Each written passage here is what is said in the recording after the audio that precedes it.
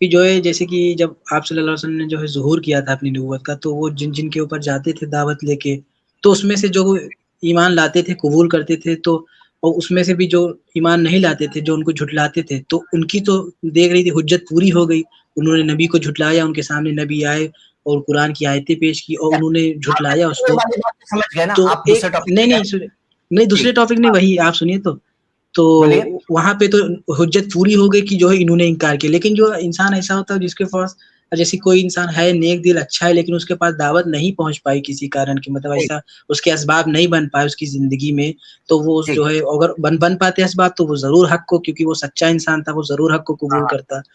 تو جو ٹھیک ہے ہے. اس کی زندگی میں وہ نیک انسان تھا، مطلب سب کے لیے بھلا چاہتا تھا اور سچا بھی تھا.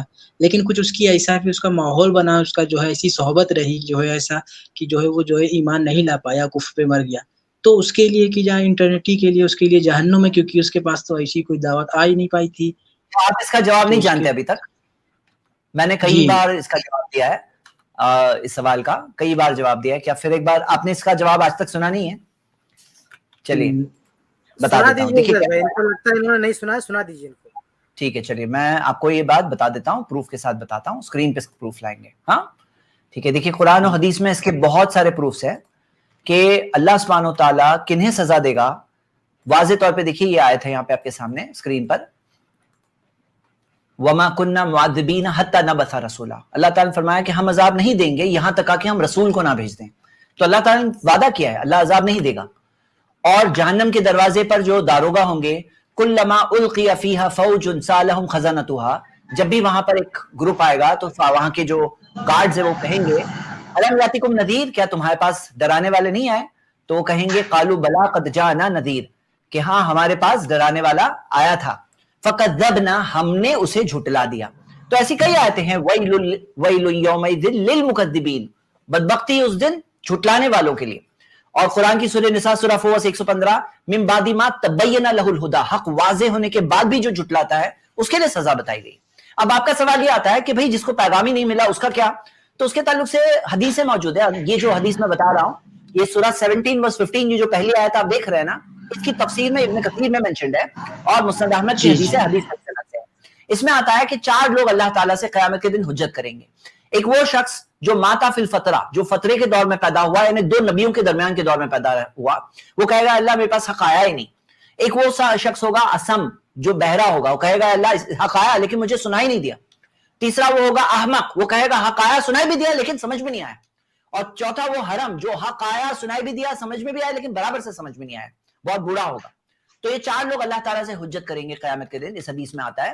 اور پھر اللہ تعالیٰ کہے گا کہ تم پہ کوئی ظلم نہیں کیا جائے گا، اور ان سے وعدہ لیا جائے گا، عہد لیا جائے گا کہ آج کے دن یہ فرشتہ تمہارے لیے رسول ہے اور تم اس کی بات مانو گے. وہ عہد کریں گے کہ وہ اس فرشتے کی بات مانیں گے، اللہ کی فرما برداری کریں گے. وہ فرشتہ انہیں ایک ایسی جگہ پر لے جائے گا جہاں انہیں آگ دکھائی دے گی، اور فرشتہ کہے گا ادخلو، اس میں داخل ہو جاؤ. جو لوگ اس میں داخل ہو جائیں گے وہ پائیں گے آگ کیسی ہوگی، بردم و سلامہ، ٹھنڈک والی اور سلامتی والی، جیسے ابراہیم علیہ السلام کے لیے ہوئی. اور جو لوگ نافرمانی کریں گے، اپنے عہد کو توڑیں گے، اللہ کے پاس کیے ہوئے وعدے کو توڑیں گے، اب وہ لوگ جائیں گے جہنم میں. تو یہاں پہ ہم کیا دیکھتے ہیں، یہ ایک حدیث آپ کے سامنے، ایسی اور بھی حدیثیں ہیں جو دیکھ کر کے اس سے پکچر پورا ملتا ہے. تو یہاں پر کیا ہوتا ہے، بعض ایسے مسلم بھی ہے جو منافق ہوتے ہیں، جو مسلم نام ہوتا ہے لیکن منافق ہوتے ہیں، اور وہ لوگ کہاں جائیں گے، کلیئرلی جہنم جائیں گے. اور ایسے بھی لوگ ہو سکتے ہیں جو غیر مسلم ہو لیکن ان تک اسلام کا پیغام پہنچا ہی نہیں، اور لیکن ایسے لوگ ہوتے ہیں جو حق طلبی ہوتی ہے، ان میں حق کو جاننا چاہتے ہیں، حق پہ چلنا چاہتے ہیں، حق مل جائے، صحیح بات مل جائے، اسی پہ چلنے کی ان کی کوشش ہوتی ہے. تو ایسے جو لوگ ہوتے ہیں اور جن کا مزاج وہی ہوتا ہے، اور ہم سب جانتے ہیں ایسے بھی لوگ ہوتے ہیں جن کو حق میں کوئی انٹرسٹ نہیں ہوتا ہے، لالچ ہوتی ہے ان کے اندر، بس فائدہ کیا ہے، صحیح غلط نہیں دیکھنا ہے، فائدہ کیا ہے. اب ہوتا کیا ہے نا، انسان کی جو عادت ہوتی ہے زندگی بھر کی، وہی عادت وہاں پہ بھی ظاہر ہوگی قیامت کے دن. یہ میں آپ کو ایکسپلین کر رہا ہوں کہ قیامت کے دن جو لوگ اس فرشتے کی بات نہیں مانیں گے، حالانکہ قیامت کا دن دیکھ چکے، اللہ سے کلام کر چکے، لیکن جو ایک انسان کا نیچر ہوتا ہے وہی غالب رہے گا نا اس کے اوپر. تو جو لالچی لوگ ہوتے ہیں وہ وہاں پہ آگ دکھ رہی ہے، انکمفرٹیبل چیز ہے، فرما برداری کر کے آگ دکھ رہی ہے، تو وہاں پہ کیا کریں گے، نافرمانی کریں گے اللہ کی وہاں پر بھی. تو ایسے لوگوں کو کیا ہوگا، جہنم ملے گی. لیکن جو لوگ اس فرشتے کی بات مانیں گے اور عہد کو پورا کریں گے، اپنے عہد کو پورا کریں گے، وہ لوگ کہاں جائیں گے، جنت جائیں گے، نان مسلم ہونے کے باوجود. ہاں پیغام نہیں ملا ہے ان کو. تو ہم دیکھتے ہیں کہ یہ ایک چیز ہے جو ہم سب دیکھ سکتے ہیں. اور یہاں پر کلیئر بات ہے، ایسے بہت ساری باتیں ہیں انشاءاللہ.